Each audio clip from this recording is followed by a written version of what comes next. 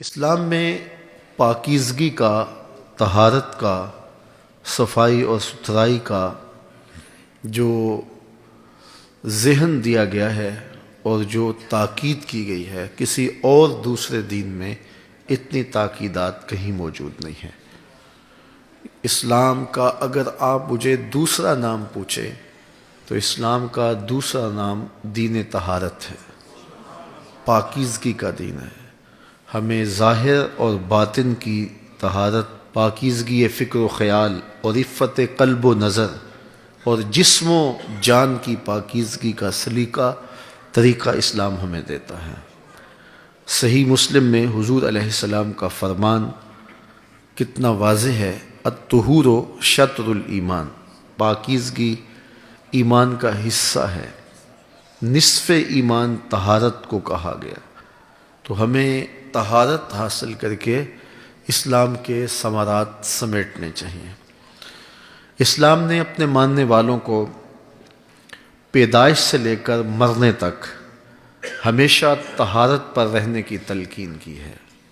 جب بچہ پیدا ہوتا ہے تو پیدائش کے بعد سب سے پہلے اسے غسل دیا جاتا ہے اور اس کے بعد پھر اس کی صفائی ستھرائی کا اس کی ماں خیال رکھتی ہے، اور جب وہ خود چلنے کے قابل ہو جاتا ہے، سنبھلتا ہے، تو پھر احکام اس کے اوپر نافذ ہونے شروع ہو جاتے ہیں۔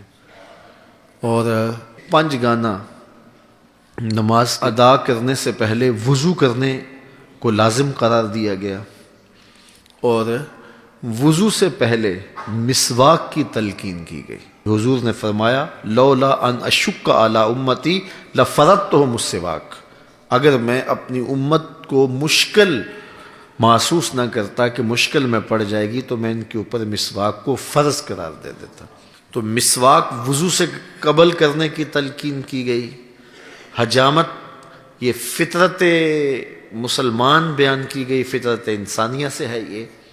اسی طرح جو ہے وہ بغلوں کے بال لینے کی تلقین کی گئی۔ 40 دن سے زیادہ جو بوئے زیر ناف ہیں وہ نہیں رہنے چاہیے، اور جو بال رکھے، زلفیں رکھے، تو پھر وہ کیا کرے، ان کو سنوار کے رکھے۔ الجھے ہوئے بال، بکھرے ہوئے بال، اس کو پسند نہیں کیا گیا۔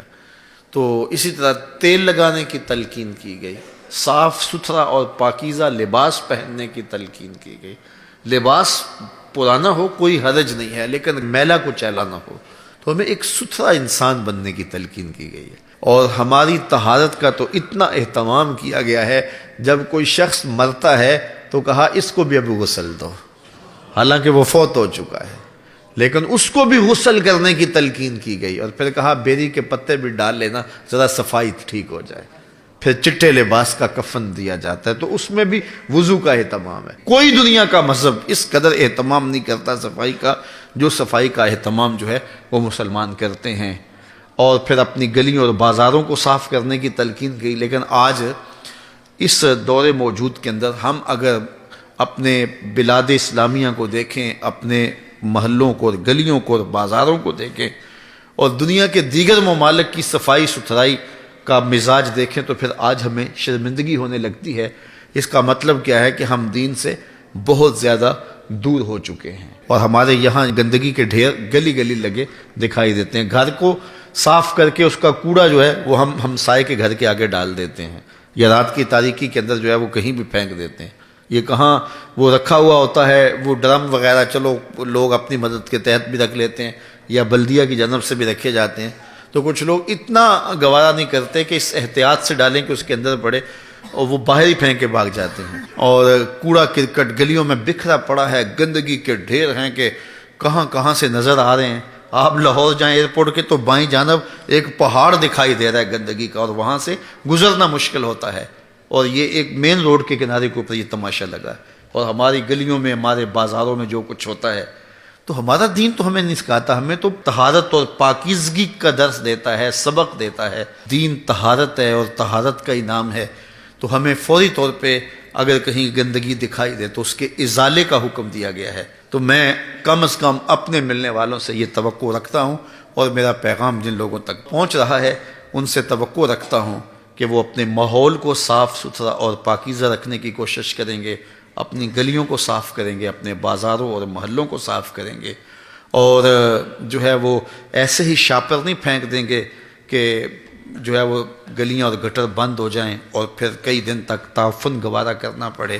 کوئی آوارہ قوم ہم تھوڑے ہیں، ہم حضور کے غلام ہیں، ہمیں زندگی گزارنے کا ڈھب دیا گیا ہے، ہمیں ضابطۂ زندگی دیا گیا ہے، ہم کس طرح جو ہے وہ جانوروں کی طرح زندگی بسر کر رہے ہیں اور کس طرح ہمارے گرد و پیش کے ماحول میں غلاظتیں پھیلی ہوئی ہیں۔ تو ہم اس پر غور کریں، اس پہ تدبر کریں۔ اللہ تعالیٰ مجھے آپ کو اپنی رحمتوں کے سائے میں رکھے۔